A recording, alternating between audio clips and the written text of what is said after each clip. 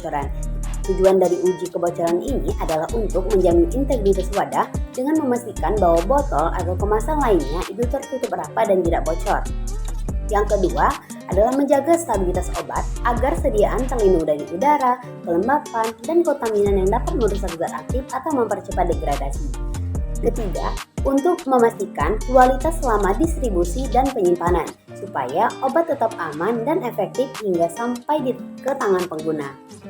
Dan yang pastinya adalah untuk menjamin keamanan pasien karena wadah yang bocor dapat menyebabkan dosis tidak akurat atau perubahan sifat obat yang dapat membahayakan pasien. Alasan penggunaan metilen blue dikarenakan memiliki warna yang jelas dan kontras, memiliki sensitivitas yang tinggi, tidak bereaksi dengan bahan wadah, dan mudah digunakan serta murah.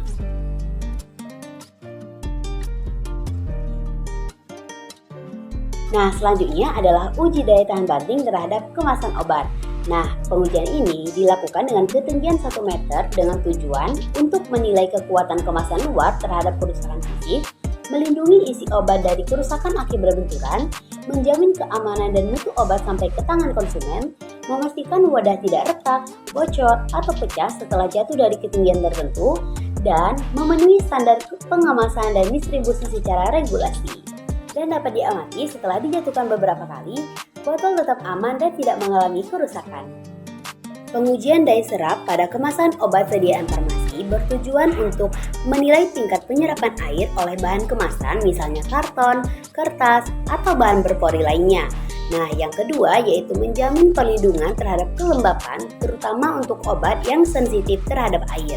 Yang ketiga, mencegah kerusakan fisik kemasan seperti melengkung, rapuh, atau sobek setelah kontak dengan air. Yang keempat, menentukan apakah kemasan layak digunakan untuk menyimpan atau membungkus sediaan farmasi. Jadi, kemasan ditimbang terlebih dahulu sebagai berat awal dan direndam dalam air selama 30 menit. Lalu setelah itu ditimbang kembali sebagai bobot berat akhir. Selisih berat menunjukkan jumlah air yang diserap oleh bahan kemasan. Nah, parameter yang diamati adalah kenaikan berat sebagai indikator daya serap air. Semakin besar kenaikan berat atau bobot dari kemasan tersebut, berarti kemasan semakin mudah menyerap air dan mungkin tidak cocok untuk menyimpan obat yang sensitif terhadap kelembapan. Jika kemasan obat memiliki daya serap air yang tinggi, maka terdapat beberapa risiko serius yang mungkin bisa terjadi, terutama jika obat tersebut higroskopis atau mudah menyerap kelembapan.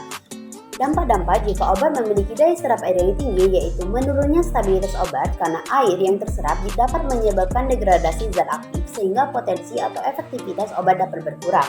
Yang kedua yaitu perubahan fisik sediaan. Obat tablet mungkin saja dapat mengembang, melunak, atau menggumpal serta hancur sebelum digunakan. Yang ketiga, risiko kontaminasi mikroba, dikarenakan lingkungan yang lembab sangat mendukung pertumbuhan jamur atau bakteri, terutama pada sediaan yang steril. Dan yang keempat, pengaruh terhadap kenyamanan dan kepatuhan pasien, karena obat yang rusak bentuknya bisa membuat pasien ragu atau enggan untuk mengonsumsi obat tersebut.